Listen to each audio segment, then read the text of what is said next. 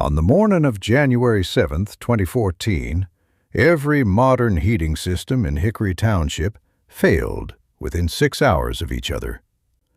Gas furnaces, electric baseboards, oil burners, heat pumps, all of them went silent when the temperature dropped to -19 degrees Fahrenheit, and the grid collapsed under the weight of a demand it was never built to carry. By noon, 247 families were sitting in their cars with the engines running, trying to stay warm. By 3 in the afternoon, the elementary school opened its gymnasium as an emergency shelter. By nightfall, the only house in the township with lights in the windows and smoke rising from the chimney was the Lapp place on Hickory Ridge Road. Nobody could explain why. Not at first. What Noah Lapp had in his basement was something his great-grandfather installed in 1891. A cast-iron water boiler. 1,400 pounds of Pennsylvania iron hand-poured at the Pottstown Iron Works, designed to burn wood and heat water that would rise through pipes by nothing more than the physics of heat itself. No electricity, no thermostat, no circuit board.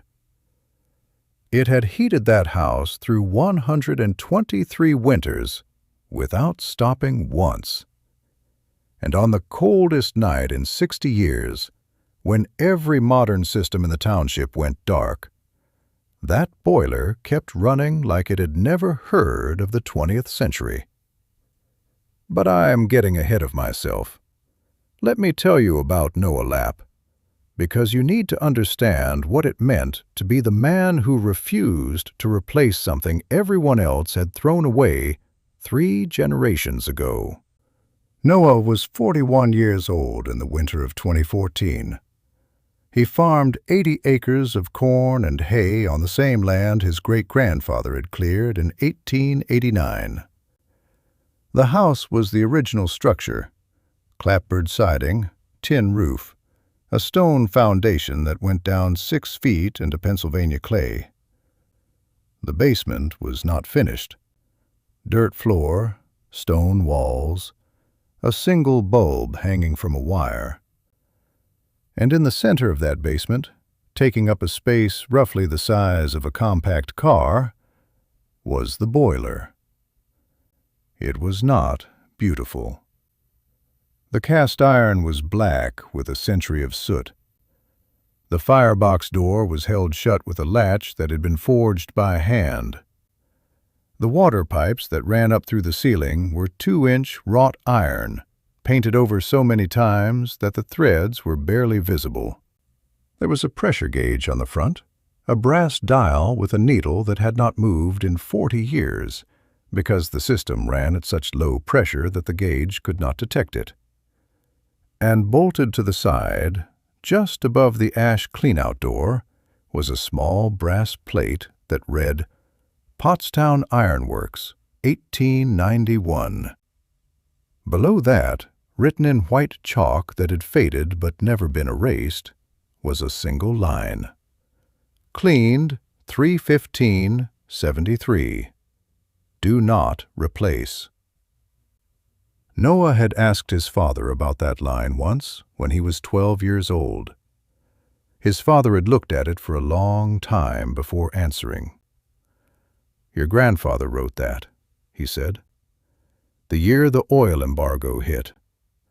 Everyone in the township was putting in oil furnaces. Grandfather cleaned this boiler, fired it back up, and wrote that line so nobody would forget." Then his father had walked back upstairs without saying anything else. Noah never asked again. But he never replaced the boiler either. Let me tell you about cast iron water boilers, because this is the key to everything Noah's great-grandfather understood when he installed that system in 1891. A cast iron boiler does not heat air. It heats water. The firebox sits at the bottom. You load wood into it. The wood burns.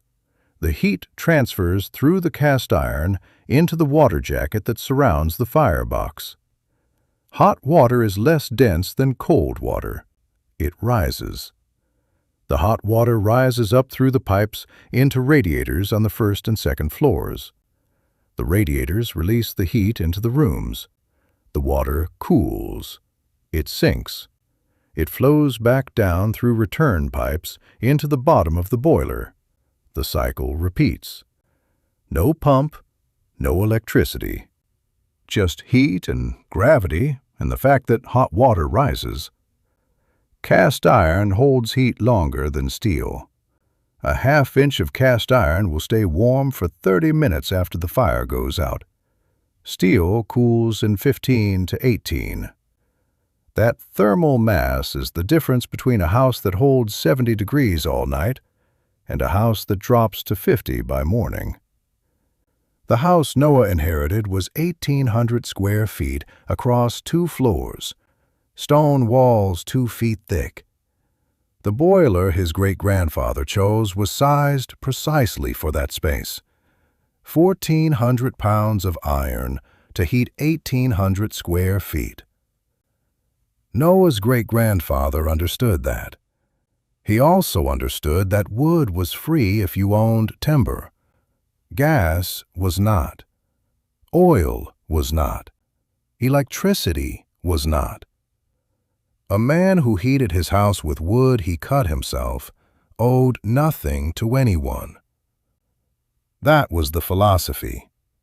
But by 1960, it was a philosophy nobody else believed. The township had changed. Rural electrification came through in 1947. By 1955, every farm had power. By 1962, Sears was selling gas furnaces that could heat a whole house from a single unit in the basement. No wood to split, no ashes to clean, no smoke. You turned a dial on the wall, and the house got warm. It was progress. It was modern. It was what people with money did. Noah's grandfather refused. He kept the boiler running. He split wood every summer. He cleaned the flue every fall. He taught Noah's father to do the same. And when Noah's father inherited the house in 1981, he taught Noah. By then, Noah was the only person under 40 in Hickory Township who knew how to operate a gravity-fed water boiler. The only one who knew that you did not load the firebox full. You loaded it half full and let it burn hot. You did not close the draft all the way. You left it cracked so the fire pulled air and burned clean. You did not let the ash build up more than 2 inches, or the fire would smother itself. You cleaned it every morning. You split wood in August when it was hot and stacked it in September so it would dry under cover before the snow came. It was work. It was every day. And everyone Noah knew thought he was out of his mind for doing it. Jim Holloway told him in 2003 that the boiler was a fire hazard. Jim was the township board president. He ran a heating and cooling business out of a shop on Route 18. He had installed gas furnaces in half the houses in the township. He drove a Ford F-250 with a lift kit and a trailer hitch that had never pulled anything heavier than a fishing boat. He wore Carhartt jackets that had never been dirty. And he told Noah, standing in the aisle of the hardware store where everyone could hear, that a boiler from 1891 belonged in a museum, not a basement. Noah did not argue. He paid for the stove bolts he had come to buy and walked out. 2 weeks later, a township inspector showed up at the Lapp house with a clipboard and a flashlight. He spent 20 minutes in the basement. He took photographs. He measured the clearance between the boiler and the floor joists. He checked the chimney. He wrote notes. Then he came back upstairs and told Noah that the system was not up to code. The chimney needed a liner. The firebox door needed a gasket. The pressure relief valve needed to be replaced. Noah asked him what code. The inspector said, "The Pennsylvania Uniform Construction Code, adopted 1999. Noah asked him if the code applied to systems installed before 1999. The inspector said he would have to check. He never came back. But the damage was done. By the end of the month, everyone in the township knew that Noah Lapp was still heating his house with a boiler from the 19th century. They knew the inspector had been there. They knew Jim Holloway had called it a fire hazard. And they drew their own conclusions. "Drive past the Lapp place," someone said at the counter of the hardware store. "Basement full of junk from 1890. His great-grandfather was a hoarder. Guess it runs in the family." Noah heard about it 3 days later. He did not respond.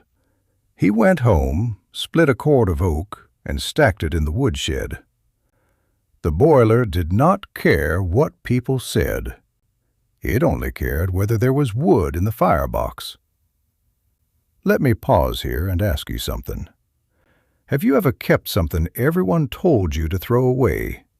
Not because you are stubborn, but because you knew something they did not? That is what Noah's great-grandfather knew in 1891. And that is what saved them in 2014. The winter of 2013 had been mild. December barely touched freezing. January stayed in the 30s. February brought rain instead of snow. The township used 60% less road salt than the year before. Gas bills were low. People talked about global warming like it was a gift. Jim Holloway sold 4 new high-efficiency furnaces that spring. 96% efficient, he said. Modulating burners, variable speed blowers, smart thermostats that learned your schedule and adjusted automatically. The future of home heating. Noah split 8 cords of wood that August. He stacked it in the shed. He cleaned the boiler flue in October. He replaced the rope gasket on the firebox door. He oiled the hinges. He swept the chimney. He did what his father had taught him, and what his grandfather had taught his father. On December 19, 2013, the National Weather Service issued a long-range forecast for the first week of January. A polar vortex was forming over central Canada. It would push south into the Great Lakes and the Ohio Valley. Temperatures would drop to levels not seen since 1985. Wind chills would reach negative 40 degrees Fahrenheit. The forecast called it a once-in-a-generation event. Nobody in Hickory Township believed it. December was warm. The ground had not frozen. The ponds had not iced over. A polar vortex sounded like something from a disaster movie. But Noah believed it. He split 2 more cords of wood. He stacked them close to the house. He checked the boiler. He checked the chimney. He checked the radiators on the second floor to make sure the valves were open. He filled the woodshed to capacity.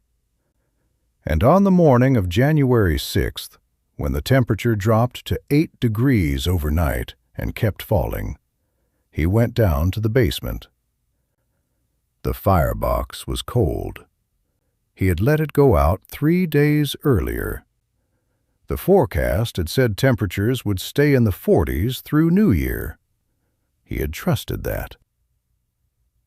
For the first time in 11 years, he had let the fire die in December. His grandfather had taught him never to do that.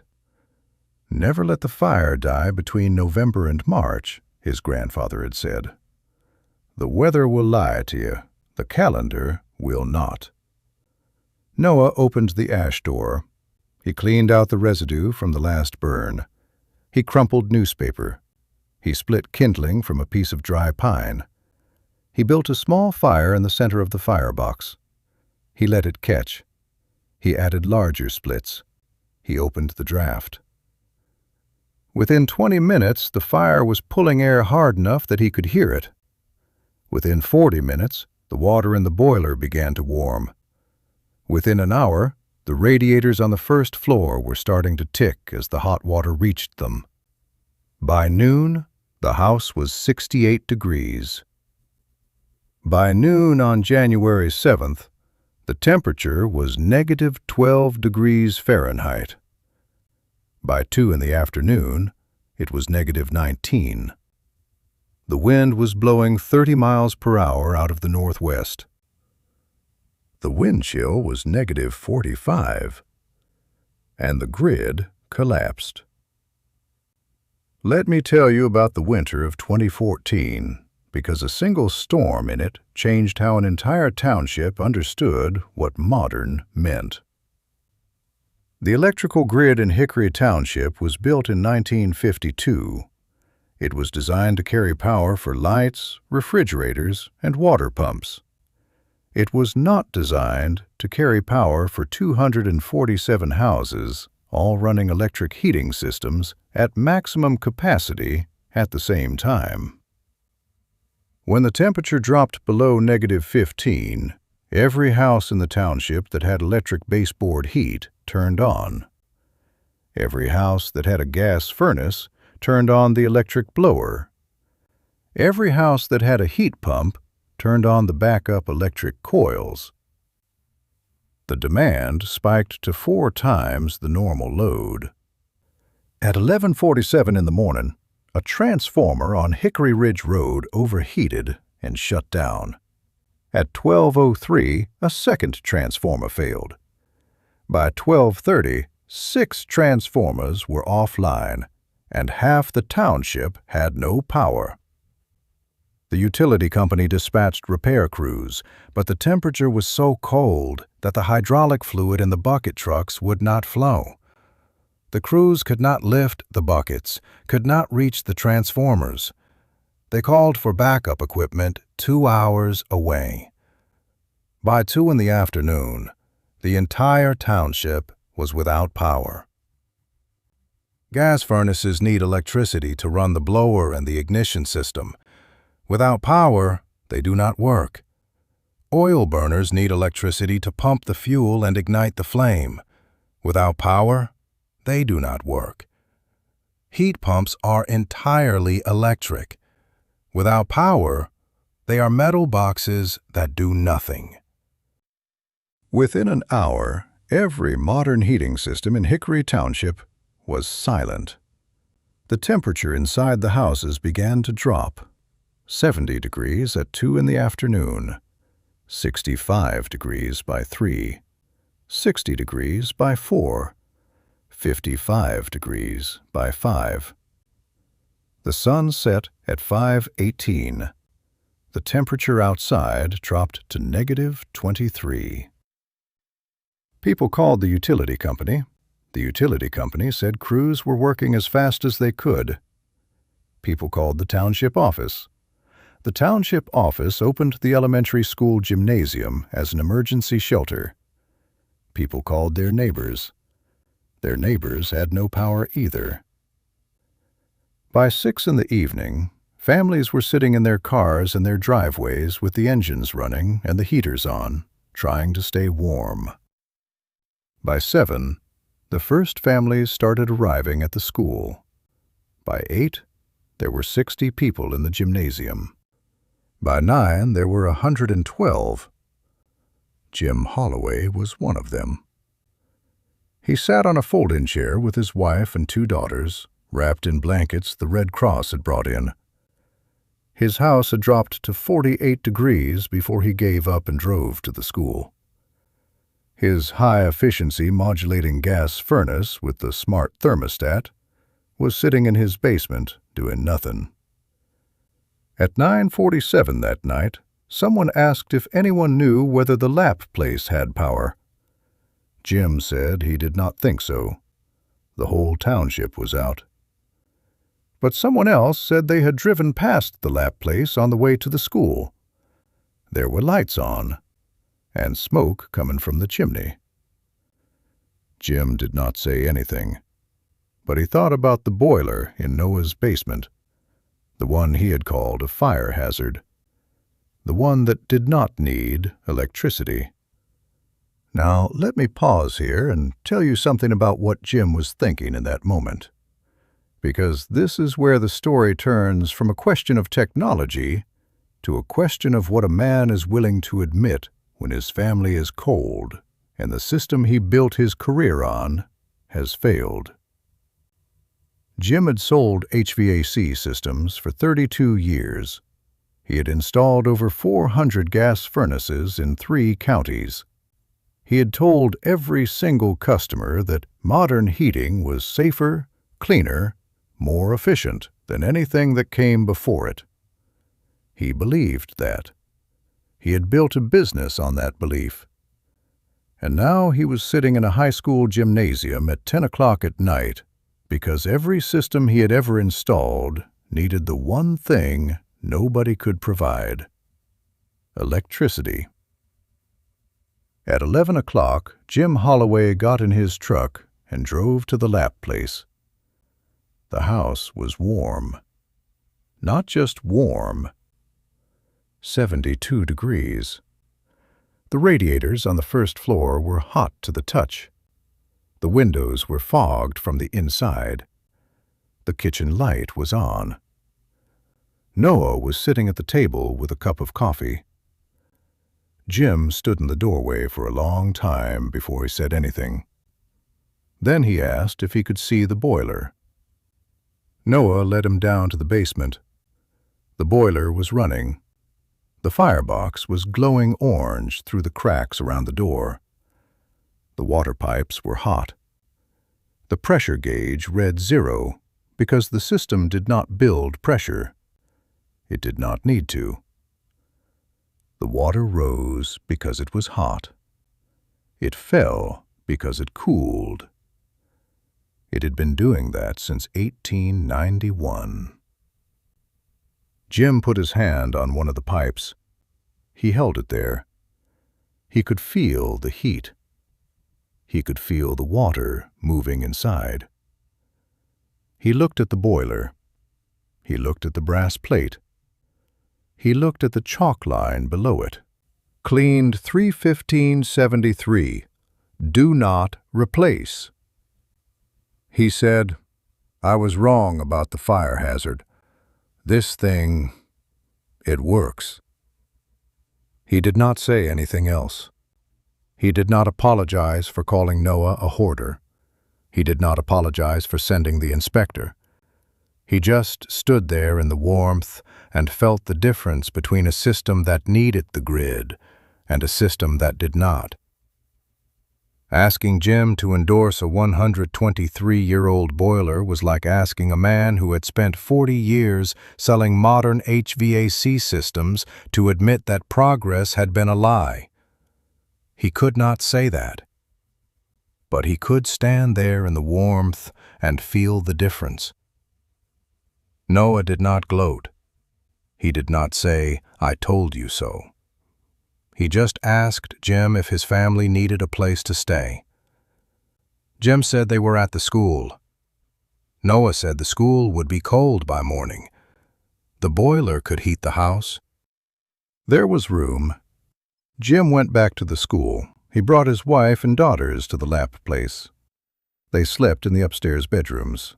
The radiators kept the rooms at 68 degrees all night. The boiler burned a quarter cord of oak. Noah woke up at 5 in the morning, cleaned the ash, and loaded more wood. By the time Jim's family woke up at 7, the house was 72 degrees again. The power came back on at 2:15 in the afternoon on January 8th. The temperature outside was -14.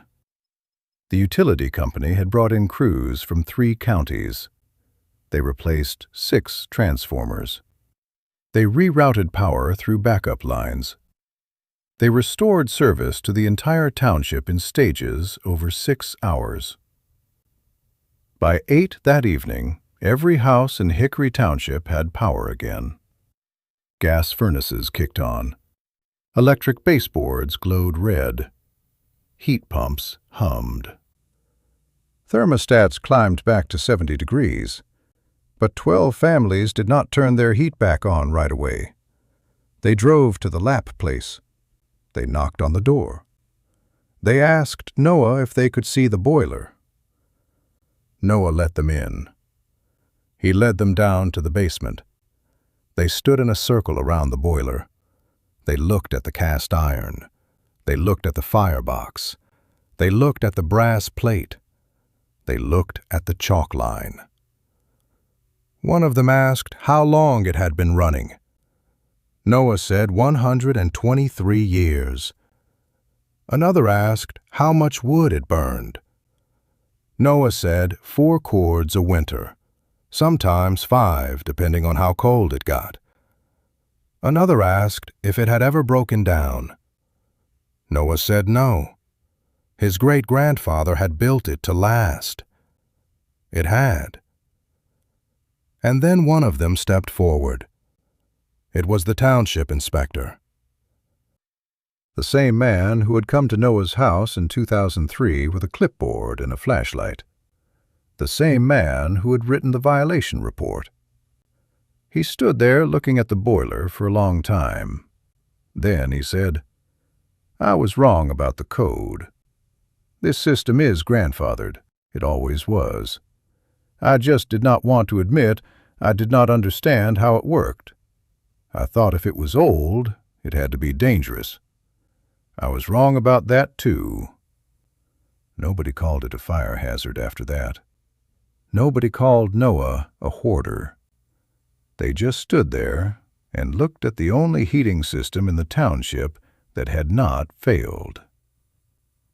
Let me tell you about the physics of a chimney draft, because without it, what happened next makes no sense. A chimney works because hot air rises. When you burn wood in a firebox, the combustion creates hot gases. Those gases are less dense than the cold air outside. The difference in density creates pressure. The hot gases rise up the chimney. As they rise, they pull more air into the firebox from below. That pull is called draft. The taller the chimney, the stronger the draft. The hotter the fire, the stronger the draft. Noah's chimney was 40 feet tall. It was built from red brick in 1891. The flue was 12 inches square. It had no liner. It did not need one. The draft was strong enough to pull smoke and gases up and out without creosote building up on the walls. As long as the fire burned hot and the wood was dry, the chimney cleaned itself. Modern furnaces do not use chimneys like that. They use PVC pipes vented through the side of the house. The exhaust gases are cool enough that plastic pipe can handle them. But those systems need electric fans to push the gases out. Without electricity, the gases do not move. The system shuts down. Noah's boiler did not need a fan. It needed fire and a tall chimney. That was all. And because it needed nothing else, it could not fail, unless the chimney fell down or the firebox cracked. Neither had happened in 123 years. By the end of January, 6 families in Hickory Township had called Noah to ask if he knew where they could buy a cast-iron boiler. Noah told them they could not. Nobody made them anymore. The foundries that had poured them were gone. The men who had installed them were dead. The knowledge of how to size them and plumb them and fire them had been lost when the last generation that used them died off. But he told them they could burn wood in a modern boiler if they wanted to. They could install a wood-fired outdoor furnace. They could heat water and pump it through their existing radiators. It would not be as simple as the old system. It would need electricity for the pump. But it would work. 3 families did it. They installed outdoor wood furnaces that winter. They bought chainsaws. They bought log splitters. They started cutting wood. By the following November, they had 2 cords stacked and drying. By December, they were burning wood instead of gas. Jim Holloway did not install a wood furnace, but he stopped calling the Lapp boiler a fire hazard. And when someone at the hardware store mentioned that Noah was still heating with a system from 1891, Jim said, "Yeah, and it is the only system in the township that did not quit when we needed it most." That boiler burned wood from October to April for 123 consecutive winters, from 1891 to 2014. In those 123 years, it consumed 0 kilowatt-hours of electricity for heating. It required 0 service calls to HVAC technicians. It created 0 dependence on the grid. 4 generations, great-grandfather, grandfather, father, Noah, learned to split wood, clean ash, and read the draft. The boiler consumed an average of 4.5 cords of wood per winter. The township average for gas heating over the same period cost $1,847 per year in 2014 dollars. Over 123 years, that boiler saved the equivalent of $227,181. It never stopped. On a Saturday morning in March of 2014, Noah went down to the basement to clean the ash. He opened the clean-out door. He shoveled the ash into a bucket. He carried it outside and spread it in the garden. Then he came back inside and looked at the brass plate on the side of the boiler. He looked at the chalk line below it. Cleaned 3/15/73. Do not replace. He picked up a piece of chalk from the workbench. He wrote below his grandfather's line, "Still running 3814. Never will replace." Then he loaded the firebox with oak and closed the door. Sometimes the most radical thing a man can do is nothing. Sometimes the tool used for generations is the tool doing exactly what it was built to do. And sometimes a cast-iron boiler on a dirt floor holds more reliability than a smart thermostat on a clean wall. Noah's great-grandfather built a system that could not fail. He fired it. He left it. The system kept 4 generations warm. If someone in your family left you knowledge instead of money, if they showed you how to split wood, or how to read a draft, or how to keep something running when everything else quit, tell me about them in the comments. This is the Plain and Simple Farm